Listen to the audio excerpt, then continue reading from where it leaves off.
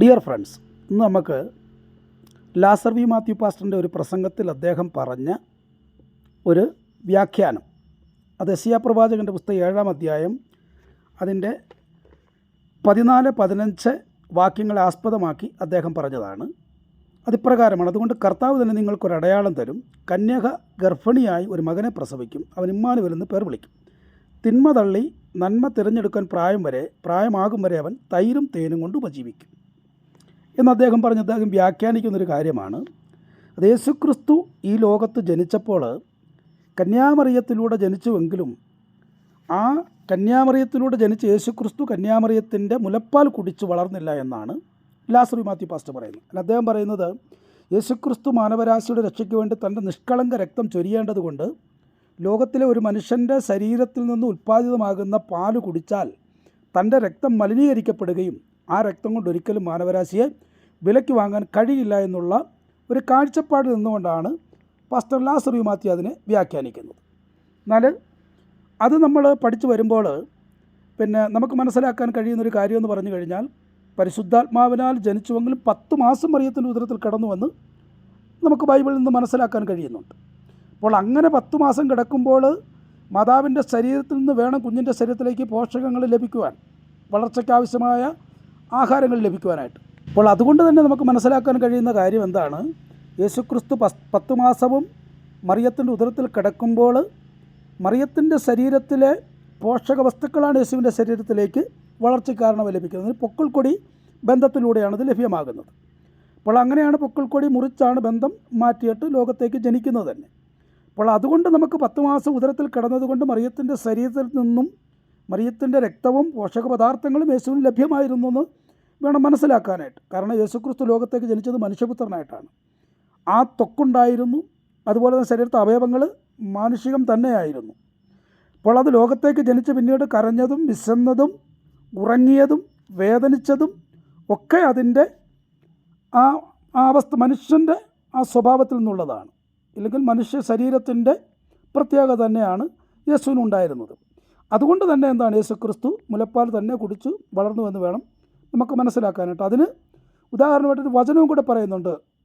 ലൂക്കോസിൻ്റെ സുവിശേഷം 11:27 ഒരു സ്ത്രീ ജനക്കൂട്ടത്തിൽ നിന്ന് വിളിച്ചു പറയുന്നുണ്ട്, നിന്നെ ചുമന്ന ഉദരവും നീ കുടിച്ച മുലയും ഭാഗ്യമുള്ളതെന്ന് യേശുവിനോട് പറയുകയാണ്. അപ്പോൾ യേശു പറയുന്നുണ്ട്, അല്ല, അങ്ങനെയല്ല, ദൈവത്തിൻ്റെ വചനം പ്രമാണിക്കുന്നവരെത്രേ ഭാഗ്യവാന്മാരെന്ന് പറയുന്നുണ്ട്. അപ്പോൾ അവിടെ യേശു നിരാകരിക്കുന്നില്ല അതിനെക്കുറിച്ച്. യേശു വേണമെങ്കിൽ നിരാകരിക്കാമായിരുന്നില്ല. ഞാൻ ഒരിക്കലും മാതാവിൻ്റെ പാൽ കുടിച്ചിട്ടില്ല എന്ന് യേശു നിരാകരിച്ചിട്ടില്ല. കാരണം യേശു അത് ചെയ്തതുകൊണ്ട്. അപ്പോൾ ദൈവ വചനമെല്ലാം ദൈവസ്വാസീയമാകിയാൽ അതിൽ കറക്ഷൻ ഉണ്ടാകാൻ പാടില്ല. അതുകൊണ്ട് ആ വാക്യം കറക്റ്റാണെന്ന് നമ്മൾ വിശ്വസിക്കുകയാണ്. ഉദരത്തിൽ കിടന്നതുപോലെ തന്നെ, ഉദരത്തിൽ ജനിച്ചതുപോലെ തന്നെ പാല് കുടിച്ചു എന്ന് ആ സ്ത്രീ പറയുന്നത് ശരി തന്നെയാണെന്ന് യേശു അംഗീകരിക്കുകയാണ് ചെയ്യുന്നത്. അപ്പോൾ അതുകൊണ്ട് ആ വാക്യത്തെ നമ്മൾ ഖണ്ഡിക്കുകയാണ്, യേശു മുലപ്പാൽ കുടിച്ചിട്ടുണ്ട് എന്ന് തന്നെ. പിന്നീട് ഒരു ശിശു ലോകത്തേക്ക് ജനിച്ച് നന്മ തിന്മകളെക്കുറിച്ച് തിരിച്ചറിയുന്ന സമയം വരെ എന്ന് പറഞ്ഞാൽ ഒരു 10-18 വയസ്സ് വരെ. ഇനി യഹൂദനെ സംബന്ധിച്ച് 30 വയസ്സ് വരെ കൂട്ടിക്കൊള്ളുക. 30 വയസ്സാകുമ്പോഴാണ് അവനൊരു ഒരു അഡൾട്ടായിട്ട് അവർ അംഗീകരിക്കുക. അതുകൊണ്ടാണ് യേശുക്രിസ്തുവൊക്കെ 30-ാമത്തെ വയസ്സ് ശുശ്രൂഷയ്ക്കിറങ്ങുന്നത്. അപ്പോൾ അങ്ങനെ യഹൂദനെ സംബന്ധിച്ച് അങ്ങനെ ഉണ്ടെങ്കിലും നമുക്കിവിടെ മനസ്സിലാക്കാൻ നന്മ തിന്മകളെ തിരിച്ചറിയുന്നത് ഒരു 18 വയസ്സെടുക്കാം. നമുക്ക് 18 വയസ്സ് വരെ ഒരാൾ തൈരും തേനും കൊണ്ട് മാത്രം ഉപജീവിക്കുക, അത് അസാധ്യമാകുന്നൊരു കാര്യമാണ്. കാരണം യേശുക്രിസ്തു ശരീരത്തിലായിരുന്നത് കൊണ്ടും ഭക്ഷണം കഴിച്ചും തെളിവുള്ളത് കൊണ്ടുമൊക്കെ എന്താണ്, നമുക്ക് യേശുക്രിസ്തു പാല് കുടിച്ചു എന്ന് വിശ്വസിക്കാം. അങ്ങനെ മലിനീകരിക്കപ്പെടുന്ന രക്തമായിരുന്നില്ല യേശുവിൻ്റെ. കാരണം പരിശുദ്ധാത്മാവിന് ജനം എടുത്തതുകൊണ്ട് ഏത് മലിനീകരണത്തെയും ശുദ്ധീകരിക്കുന്ന ഒരു ശക്തി യേശുവിനുണ്ടായിരുന്നു എന്നുള്ളതാണ്. അപ്പം അങ്ങനെ തന്നെ വേണം നമ്മൾ മനസ്സിലാക്കേണ്ടത്. കാരണം ഒരേ സമയം ദൈവത്വവും മനുഷ്യത്വവും യേശുക്രിസ്തുവിൽ ഉണ്ടായിരുന്നു എന്ന് നമുക്ക് മനസ്സിലാക്കാൻ കഴിയുന്നുണ്ട്. എന്നാൽ ഇവിടെ പ്രിൻസ് നിലമ്പൂർ പറയുന്നതും എന്താണ് അവിടെ കാണിക്കുന്നത്, മറ്റൊരു ചരിത്ര പശ്ചാത്തലമെടുത്ത് അദ്ദേഹം പറയുന്നൊരു കാര്യമാണ്. അദ്ദേഹം ഇവിടെ പറയുന്നത് ഇസ്രയേലിൻ്റെ കുട്ടികളുടെ ഭക്ഷണ രീതിയെക്കുറിച്ചാണ് പറയുന്നത്. അവിടെ തൈരും തേനും അവരുടെ ആന്തരികപരമായും ശാരീരികപരമായും വളർച്ചയ്ക്ക് ഉതകുന്ന ആ തൈരും തേനും കുട്ടികൾ കഴിച്ചു വളരുന്നതിനെക്കുറിച്ചാണ് പറയുന്നത്. ഇല്ലെങ്കിൽ തൻ്റെ കയ്യിലിരിക്കുന്ന പുത്രൻ അവൻ പ്രായമാകുന്ന സമയം വരെയും തൈരും തേനും കൊണ്ട് ഉപജീവിച്ച് വളരുമെന്ന് യെശയ്യാ പ്രവാചകൻ പറയുന്ന ഒരു ചരിത്രമായിട്ടാണ് പ്രിൻസ് നിലമ്പൂർ പാസ്റ്റർ പറയുന്നത്. എന്നാൽ ഇവിടെ എനിക്ക് പറയാനുള്ള വളരെ വ്യത്യസ്തമാകുന്ന മറ്റൊരു കാഴ്ചപ്പാടാണ്. കാരണം യേശുക്രിസ്തുവിനെക്കുറിച്ച് പറയുന്നിടത്ത് നമുക്ക് പല കാര്യങ്ങളും സ്പിരിച്വലായിട്ട് വേണം നമ്മൾ അണ്ടർസ്റ്റാൻഡ് ചെയ്യാനായിട്ട്. അതൊരു ഫിസിക്കൽ ട്രീറ്റ്മെൻറ്റിൻ്റെ കാര്യമാണോ എന്ന് നമ്മൾ ചിന്തിക്കേണ്ടി. കാരണം അത് ക്രിസ്തുവിനെക്കുറിച്ച് പറയുന്നതുകൊണ്ടാണ്. ഇമ്മാനുവേൽ, അല്ലേ, കന്യാഗർഭിണിയായ ഒരു മകനെ പ്രസവിക്കുക, അവൻ ഇമ്മാനുവേൽ എന്ന പേർ വിളിക്കപ്പെടുമെന്ന് പറഞ്ഞിട്ട് പറയുകയാണ് അവനെന്താണ്, തൈരും തേനും കൊണ്ട് ഉപജീവിക്കും എന്ന് പറയുകയാണ്. അപ്പോൾ ഇവിടെ യേശുക്രിസ്തു പലപ്പോഴും യേശുക്രിസ്തുവിനെ ഉപമിച്ചുകൊണ്ട് പറയുന്ന സമയത്തൊക്കെയും യേശുക്രിസ്തു സ്പിരിച്വൽ മീനിങ്ങിലാണ് പറയാറുള്ളതെന്നുള്ളതാണ്. അപ്പോൾ അതുകൊണ്ട് ഭക്ഷണത്തെക്കുറിച്ച് പറയുമ്പോഴും അതൊരു ഫിസിക്കൽ വളർച്ചയ്ക്ക് ആവശ്യമാകുന്ന തൈരും തേനും ആണോ എന്ന് നമുക്ക് അവിടെ നമ്മൾ വിവേചിക്കേണ്ടത് ആവശ്യമാണ്. എൻ്റെ ഒരു കാഴ്ചപ്പാടാണിത്. അവിടെ യേശുക്രിസ്തു ഒരിക്കൽ ആഹാരം വാങ്ങിക്കുന്നതിന് വേണ്ടി ശിഷ്യന്മാരെ പറഞ്ഞു വിട്ടിട്ട് അവർ മടങ്ങി വരുമ്പോൾ യേശു പറയുന്നുണ്ട്, ഞാൻ ആഹാരം കഴിച്ചിരിക്കുമെന്ന് പറയുന്നുണ്ട്. ഉടനെ നിനക്കാരാണ് ആഹാരം കൊണ്ട് തന്നതെന്ന് ശിഷ്യന്മാർ പറയുന്നുണ്ട്. എൻ്റെ പിതാവിൻ്റെ വേല ചെയ്യുന്നത് എൻ്റെ ആഹാരമെന്ന് യേശു പറയുന്നുണ്ട്, അല്ലേ, യോഹന്നാൻ്റെ സുവിശേഷം 4. അവിടെ യേശുക്രിസ്തു പറയുന്നത് എന്താണ്? യേശുക്രിസ്തു അവിടെ പറയുന്നത് എൻ്റെ പിതാവിൻ്റെ വേല ചെയ്യുന്ന എൻ്റെ ആഹാരം. അവിടെ ആ സ്പിരിച്വൽ ഫുഡിനെ പറ്റിയാണ് പറയുന്നത്. അപ്പോൾ അതുപോലെ തന്നെ മനുഷ്യപുത്രൻ അപ്പം കൊണ്ട് മാത്രമല്ല, ദൈവത്തിൻ്റെ വായിൽ നിന്ന് വരുന്ന സകല വചനം കൊണ്ടും ജീവിക്കുന്നു എന്നൊക്കെ യേശുക്രിസ്തു പറയുന്നുണ്ട്. അവിടെ എല്ലാം സ്പിരിച്വൽ മീനിങ്ങിൽ വെച്ചാണ് പറയുന്നത്. അപ്പോൾ ഇവിടെയും യേശുക്രിസ്തുവിനെ കുറിച്ച് പറഞ്ഞതുകൊണ്ട്, ഇമ്മാനുവലിനെ പറ്റി പറഞ്ഞതുകൊണ്ട് എൻ്റെ ചിന്തയിൽ അതൊരു ഫിസിക്കൽ ഫുഡിനെ കുറിച്ചാണോ പറയുന്നതെന്നാണ് എൻ്റെ ചിന്ത. എന്ന് പറഞ്ഞാൽ തൈരും തേനും കൊണ്ട് ഉപജീവിക്കുമാര് ഇമ്മാനുവേൽ, അല്ലേ. അപ്പോൾ അവിടെ ആ തൈരും തേനും എന്ന് പറയുന്നത് എൻ്റെ ഒരു കാഴ്ചപ്പാടിൽ പത്യോപദേശത്തിൽ വളർത്തപ്പെടും എന്നുള്ളതാണെന്നാണ് എനിക്ക് തോന്നുന്നത്, അല്ലെങ്കിൽ എനിക്ക് മനസ്സിലാക്കാൻ കഴിയുന്നൊരു കാര്യം. കാരണം യേശുക്രിസ്തുവിനെ പറ്റി പറയുന്നതിൻ്റെ അപ്പുറത്തേക്ക് പറയുന്നൊരു വാക്യം എന്താണ്? തിന്മ തള്ളി നന്മ തിരഞ്ഞെടുക്കുന്ന പ്രായമാകും വരെ. അപ്പോൾ തിന്മയെയും നന്മയെയും എന്താണെന്ന് മനസ്സിലാക്കി കൊടുക്കുന്നൊരു പത്യോപദേശ കാലഘട്ടമുണ്ട്. അത് ഇമ്മാനുവേലിൻ്റെ കാലങ്ങൾ, യേശുക്രിസ്തുവിൻ്റെ കാലഘട്ടമാണ്. യേശുക്രിസ്തു തൻ്റെ മാതാപിതാക്കൾക്ക് കീഴടങ്ങിയിരിക്കുമെന്ന് പറയുന്ന ഒരു കാലഘട്ടത്തെക്കുറിച്ച് ബൈബിൾ പറയുന്നുണ്ട് എന്നുള്ളതാണ്. അപ്പോൾ യേശുക്രിസ്തുവിന് തിന്മ തള്ളി നന്മ തിരഞ്ഞെടുക്കാൻ പ്രായമാകുന്നിടം വരെ മാതാപിതാക്കൾ പത്യോപദേശം കൊടുത്ത് യേശുവിനെ വളർത്തിയിരുന്നു. ഇല്ലെങ്കിൽ യഹൂദ റബ്ബിമാർ പത്യോപദേശം കൊടുത്ത് യേശുവിനെ വളർത്തിയിരുന്നു. ഇല്ലെങ്കിൽ മുതിർന്നവർ യേശുക്രിസ്തുവിൻ്റെ ഭവനത്തിലുള്ളവർ പത്യോപദേശം കൊടുത്ത് യേശുവിനെ വളർത്തിയിരുന്നുവെന്ന് എനിക്ക് തോന്നുന്ന ഒരു കാഴ്ചപ്പാട് ഇപ്രകാരമാണ്.